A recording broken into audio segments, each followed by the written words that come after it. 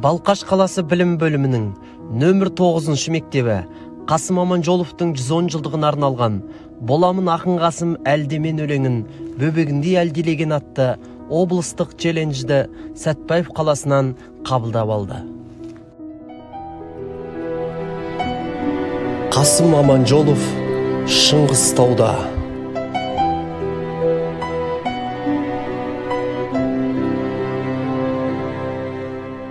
Арқаның арланындай алып шыңғыс, көргелі келдім аңсап сені тұңғыш, көтеріп әкетесің көңіл күйін, мүлгіген ойға шомып бұйра шыңғыс.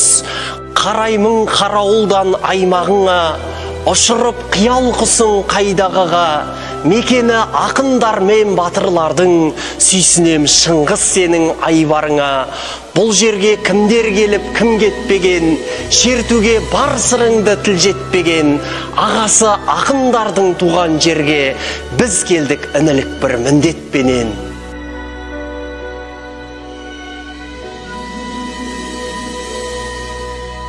Аралап кең алқабын таусаласын, кең өмір кенересің қаусарасын, жатсан да күндіз түні бірдей жырлап, бұл жердің сырын қайтып таусаласын. Хан орда дегелең мен құндыздар қат, дейтін жер шіркін көңіл құмар тарқат. Айнала қарауылды дөңгеленген, ырысты дастар қандай жатыр алқап. Көрініп колхозда ол айналадан, шақырып көкірегімді аймалаған.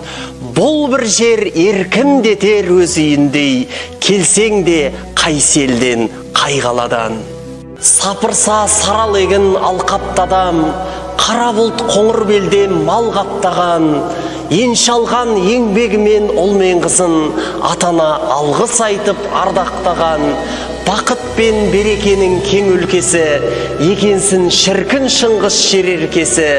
Қарайсың қарауылдан Жидебайға, қарайсың қарауылдан Жидебайға, бергендей күнде сәлем ұлабайға. Түбіне жүрегіңнің терем бойла, абайлық азаматтар сөзді байла.